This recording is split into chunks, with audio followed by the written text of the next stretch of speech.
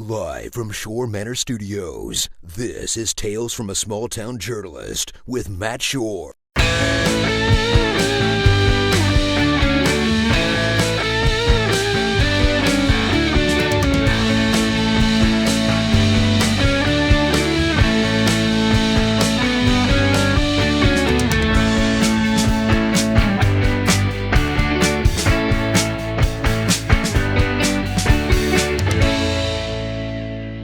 Hey guys, thanks for checking out this episode of Tales from a Small Town Journalist, the podcast dedicated to all the weird and wonderful stories you're only going to hear about from reporters working in small communities just like yours. I'm Matt Shore, and I was one of those small town journalists for almost 10 years before I finally hung up my notepad and my camera. And in that time, I had some interesting and unique experiences working with the public. And I also got to meet some other reporters who had some unique and interesting experiences working with the public. Before I go any further, I do want to make sure and mention this is a listener supported podcast supported by wonderful folks just like you. A few great ways that you could show us some support. If you wanted to show some financial love, just go visit my website, www.mattshore.net. Go check out the shop and order one of our books or ebooks or even a t shirt if you so like. We've got quite a bit to choose from there. Obviously, it's all going to be a little bit spooky because my wife and I are hardcore Halloween enthusiasts. So please feel free to check that out. We would love you for it. Another great way to show some support would be just, spread the word. Let folks know about us. Make use of whatever social media channels you have at your disposal. Facebook, Twitter, Instagram, even TikTok, if you so choose. Just let people know about this crazy podcast and the weird and wonderful stories that we like to tell here. And don't discount email. You still use email? Are you in the dinosaur age like I am, where you still you still use that once in a while? Feel free to use that to spread the word. And there's no replacement for good old one-on-one communication. We need more of that anyway. So let this be your excuse to go talk to a person face to face. Give them a good shake and say, "Hey, you have got to check out this podcast called Tales from a Small Town Journalist." Just, try not to get arrested. This episode, we're going to chat with Autumn Allison, a former reporter from the Lead-Chronicle, my old stomping ground, some of you may know. Autumn was there for a minute or two before moving on to become a videographer now, but she still had some interesting experiences there and in places she worked prior to it. She had even a brush with greatness, or perhaps it would be more accurate to call it a collision with greatness. I mean that literally, so you're definitely going to want to hear that story. It was a real treat to talk to her. We had briefly sort of like brushed past one another thanks to social media, but I think this was actually our first one-on-one conversation. So it was really cool to hear from her, from somebody else who worked in the trenches over at the Leaf Chronicle after I had departed. So great stories to hear from her and cool conversation. So let's shift gears and we'll go talk with Allison right now. This episode of Tales from a Small Town Journalist is brought to you by Grave Diggers Magazine, unearthing the horror stories of yesteryear and uniting them with the horror of today. Enjoy terrifying comics from the 1930s, 40s, 50s, and 60s, alongside columns and interviews from horror creators of the modern era. Grave Diggers, published by Schorr Manor Studio and available at mattshore.net. All right, I am joined by Autumn Allison, a former reporter and currently videographer. Allison spent some time over at the Leaf Chronicle, my old stomping ground, some might say. So thanks for taking the time to chat with me. I'm happy to be here. It'll be fun to talk about some of this stuff again. Well, let's dive right into some of that. But I guess first, just so that we know a little bit about you, can you tell me about your story within journalism, how you got in, how you got out, anything and everything that sounds fun in between? Sure. Getting in was almost like a fluke, to be honest. I, in high school, got placed into the newspaper class by my guidance counselor because I had really high English scores, and therefore they assumed I could write. And I fought it, actually. I didn't want to. They wouldn't change me out, though. So I got stuck in it my junior year, and then it was like, oh, actually, I like this. So I did it my senior year, and didn't realize that I could do it as a job until I was applying for colleges, and I only applied to one school as a journalism major, which is where I ended up going at Belmont. So really, it's all fluke, and just like that, it's also just by pure happenstance that I got into sports as well, because I got connected with the Tennessean for phone call jobs for Friday nights. So the coaches would call in, yeah, Collarville beat Ravenwood 27-7, and you just type it out who had the scores. That's what I was doing as like my part-time job. They got a new editor, and he knew I was doing journalism, was like, yeah, we're gonna have you write. And that's how I became a sports writer. Just a series of dominoes all in the right place, Pretty falling over. much. Yeah. That's how so much of it goes, I think. So what, since you're not doing it now, what led to you getting out, just out of curiosity? A lot of the same reasons almost anybody leaves journalism. It gets kind of hard to keep balancing your life that you're trying to go towards, compensation, lack of work-life balance. In my case, I'd also moved away from sports specifically and was doing more video work anyway. So it was kind of like things just changed and my priorities had changed. Okay. So what about some of the experiences that you had? Because how long were you in journalism? Let's get that one. Technically 10 years, because I Okay. started as a part-time writer at 19. Okay. That's more than enough time for some interesting stuff to happen. So let's hear some of the interesting experiences that you've got. Oh man, I have many. It's the problem is that a lot of them are just wild. That's the benefit, I guess, of working in sports. I mean, running around as a podium fellow for the Indianapolis Star and literally running smack into Larry Bird in the hallway, just straight into his chest. There's a lot of stuff like that. But I think the one that really gets most people is one of the first big breaking news stories I had in Clarksville. Uh, People from this area will remember that the former baseball coach was arrested for soliciting prostitution. And that was like my first major big breaking story with them. Before that, it had just been, oh, they're preparing for the season for football. Maybe they'll win a game. And then this happened, and it's just immediately went nuts. It was my first real run-in with having other media sources contact me to get the information I had about it. And I just felt weird. And people were coming out of the woodworks to give me behind the scenes calls. Like I had a cop that was like, yeah, I was part of the arresting group. I was like, great. Can I post this? No. Okay. Thank you. And it just kind of seemed to snowball from there. I swear the next like 18 months of working at Clarksville, there was something going on all the time. Just crazy stuff all the time, it felt like. Which is the benefit of like Clarksville being a small, big town. There's always something. Yeah, I remember not long after I moved here, there was a report of an altercation between two members of the city council getting into some kind of a fist fight, I think. Yes. Oh God, that was so great. Jimmy Settle, who I think believe still works at the Chronicle, he was covering that, and I don't know if you've had any conversations with Jimmy, but he's just the sweetest and nicest man. And having him tell you about a fisticuffs that happened at a city council was just perfect. Who better to tell that story?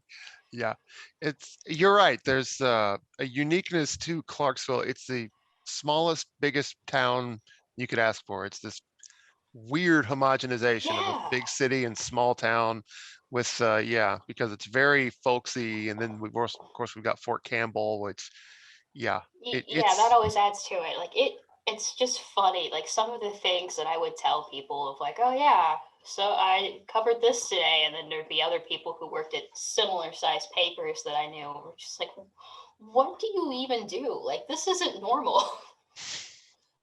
yeah. One of my more outlandish experiences with as a journalist when I was working for a really small community paper in West Kentucky, the Mayfield Messenger. I got to ride along with the sheriff himself during this manhunt that they'd been doing for like a couple of days. This guy had escaped, and like the county was in lockdown, and they brought in troops from all over. Like where West Kentucky is this kind of spot where you've got Tennessee, Illinois, Missouri, Arkansas. They're all real close. So you had agencies from all of them came into this little bitty town to find this guy, and it all wrapped up with there is this Amish community near Mayfield where this guy was running around, and the sheriff at one point I was with him and we're riding down the street on this highway, and we're past this Amish buggy, and we can see him waving at us subtly as he possibly can, and then like kind of pointing his thumb in the back of his cart. And yeah, we pulled up alongside him, and the sheriff looks out, and there's the guy they're There looking he for. is. Yeah. And he's just all sprawled out because it was the middle of May, and this super hot, muggy, and Oh. I just can imagine the misery that he was in. And he was just so done with it all when the sheriff said, "Are you the man we're looking for?" And such a southern answer. The guy just says, "Yes, sir," and that's how it ended. That's perfect. Yeah, it's just the stuff that I like. Sometimes I forget happens, and then it'll randomly hit me. Like, oh yeah, yeah, I like did a whole story about a plane that crashed in the middle of a field that they never found who it belonged to. Like, just wild things like that. It's just like, yeah, casual plane crash. We don't know. We found no one there. It's not registered. Who knows? Yeah. Sometimes the desensitization that comes with so much of it, like this same sheriff, he was a real cut up anyway, but there was some wreck, and it was a bad one too. Like the guy was taken to the hospital, not expected to survive, and I don't remember if he did or not, but I just distinctly remember standing like at the wreck site. The car had been towed away, but part of the logo was on the ground, and it was said Dodge. And the sheriff just sees me when I walked up and points down at that logo and says, "That's what he should have done."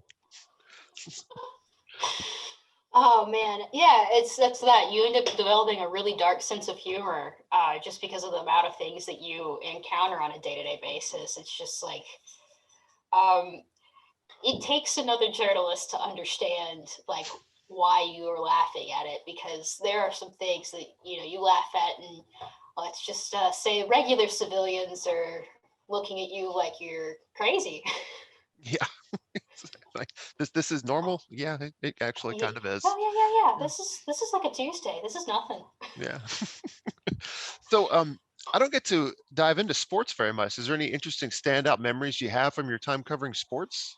Um, Apart from Larry Bird, that'll be hard to oh beat. my God. I mean, that was one of the more mortifying experiences I've ever had in sports. But yeah, there's like two realms in sports. There's the like super embarrassing things like smacking into Larry Bird as I an want to hear more intern. about that before we're Oh done, my by the way. God. Well, yeah, I mean, simple. It's like Larry was very calm about it, and he just, oh, you might want to look where you're going next time, just real soft and quiet, like how he talks. And I was just like, "Eek," and just like try to duck away to the media room before anyone who, mattered besides Larry saw what I had just done. Uh, Made its way around the entire media pool, and everybody knew. And so it was too late. Uh, so I was that girl for a minute. But he was nice about it, thankfully. He never brought it back up.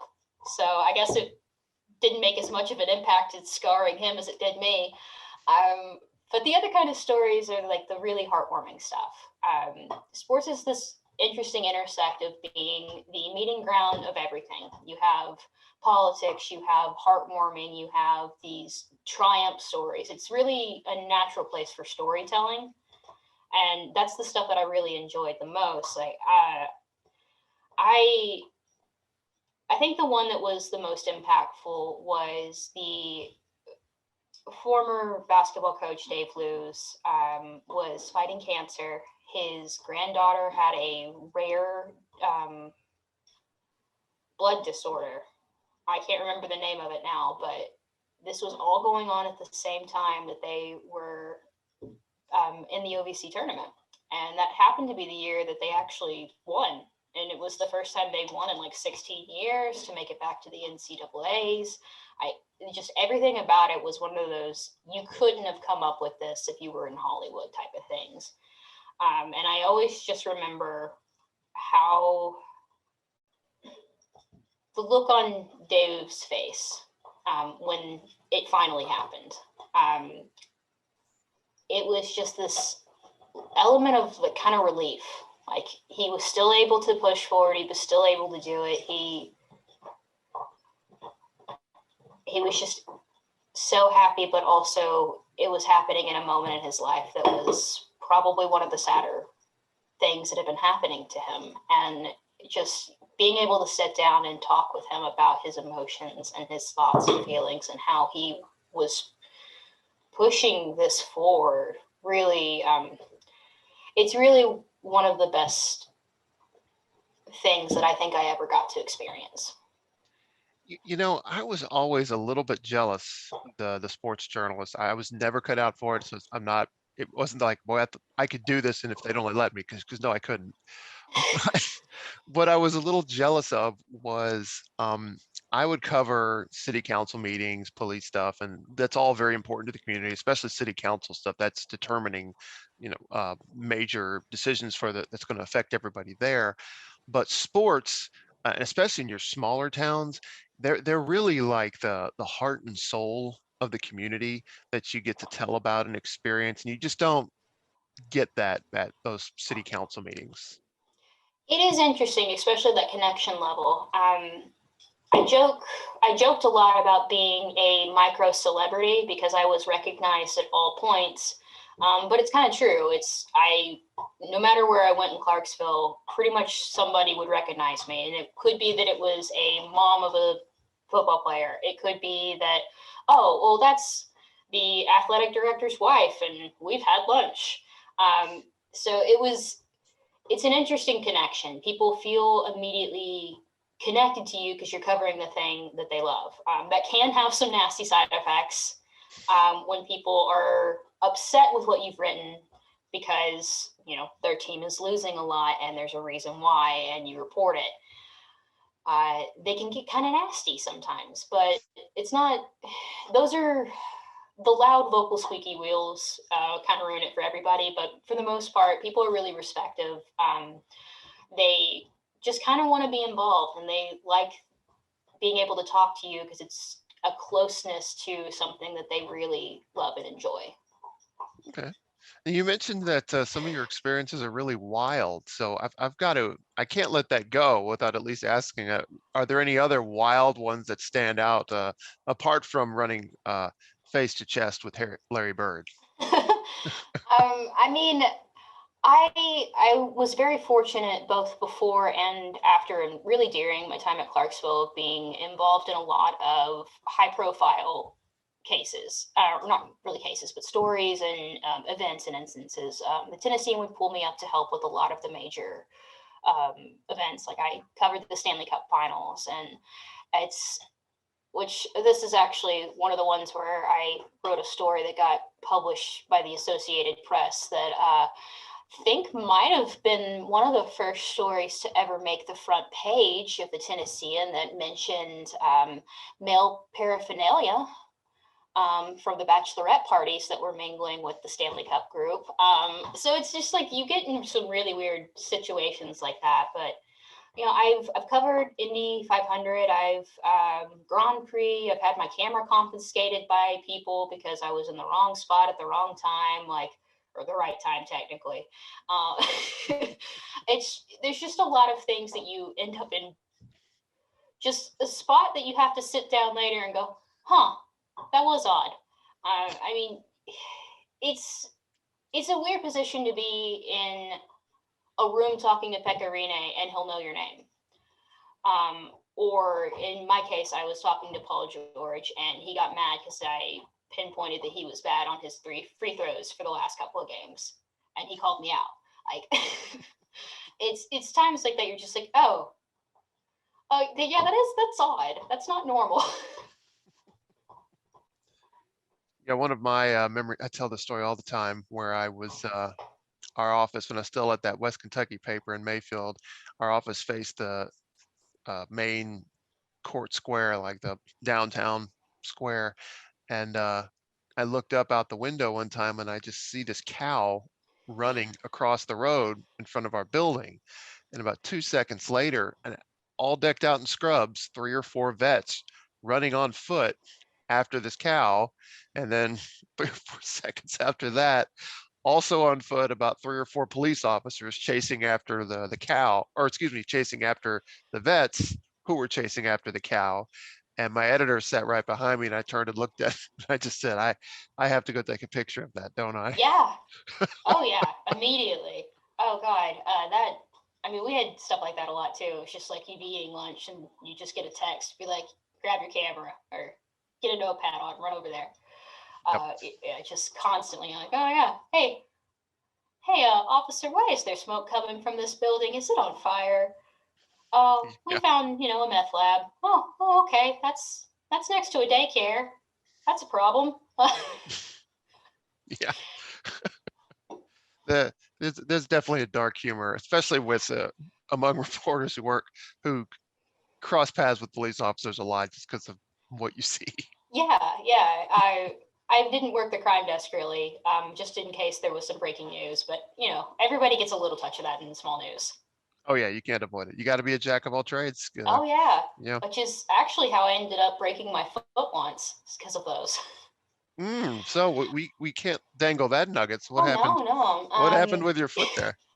I was actually filling in for another reporter and was covering the governor's visit. This was Bill Haslam at the time for Tennessee.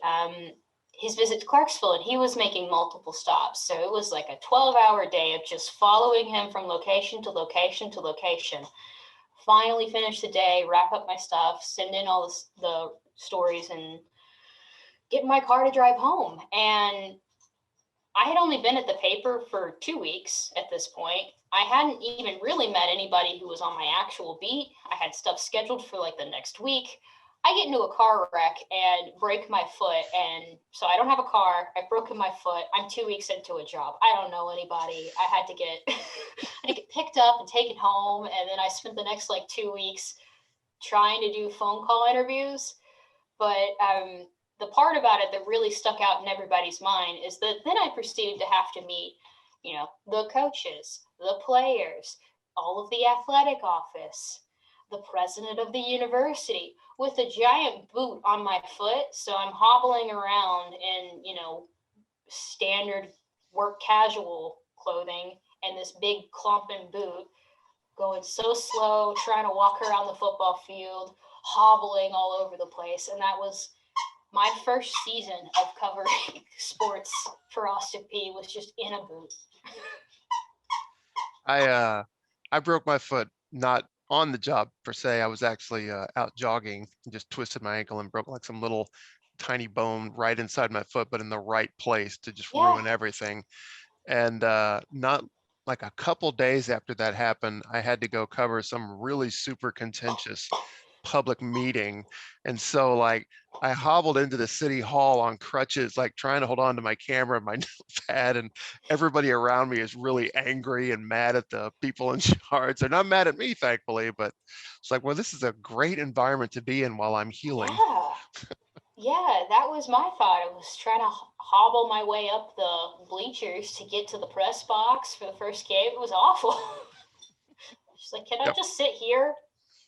I know it's the bench and it's, not for me, but can I? Yeah, please.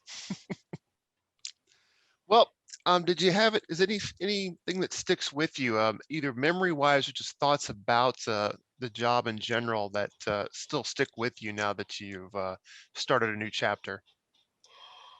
The period of time that I worked in Clarksville was one of the more chaotic times in my own personal life, but one of my fondest work periods for myself. It was really a time where it was really engaging. I had a lot of fun. I was in a newsroom that was hiring a lot of younger reporters, so we're all at the same age range, same time in our lives, and we just really bonded together. And it was a really fun time to be able to be learning and exploring in my own personal life, but also growing in my career and learning how to balance that. So it's something I always look back with fondness. Okay. And as far as videography goes, what sort of things do you do these days?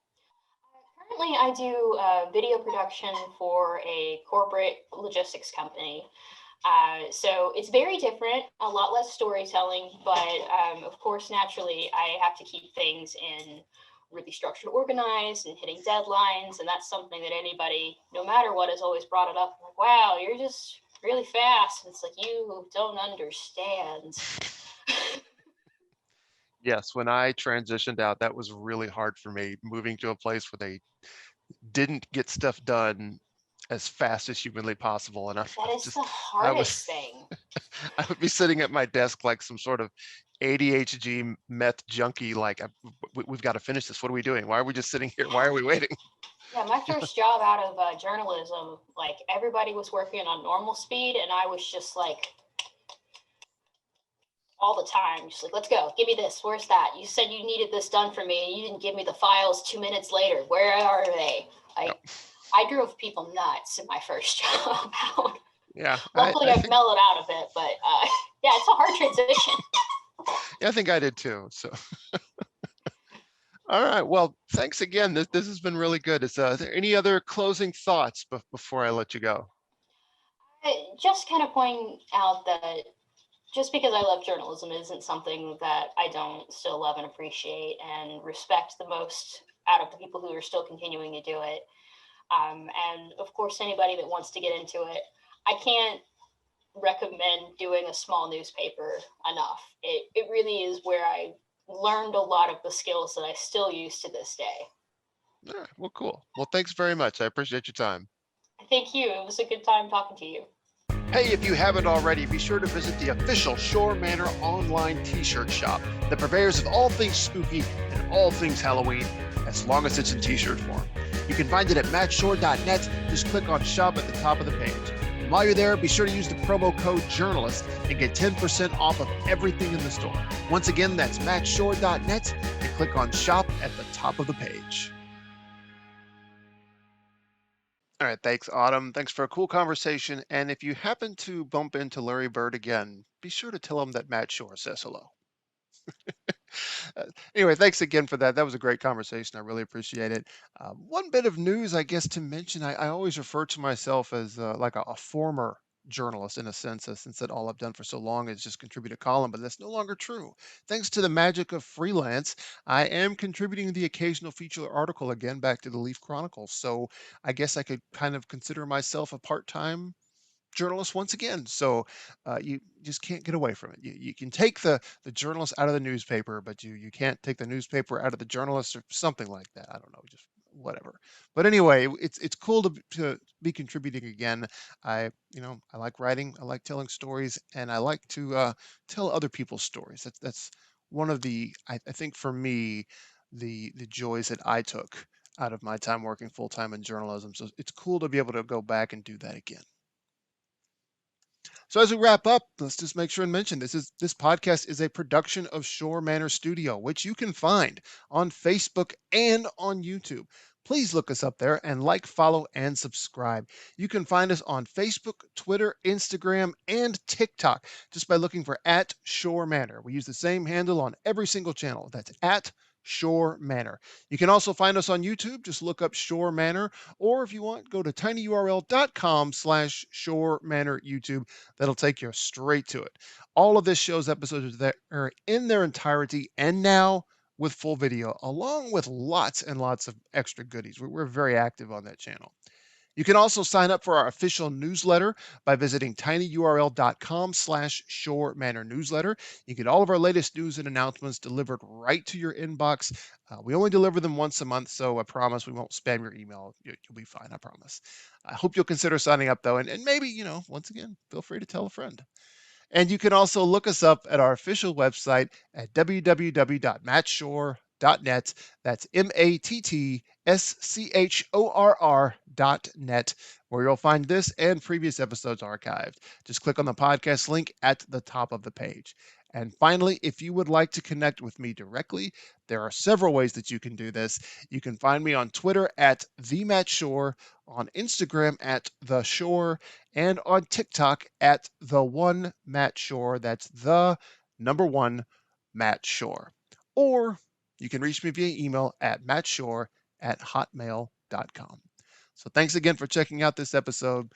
And as always, keep reading and keep listening. Thanks.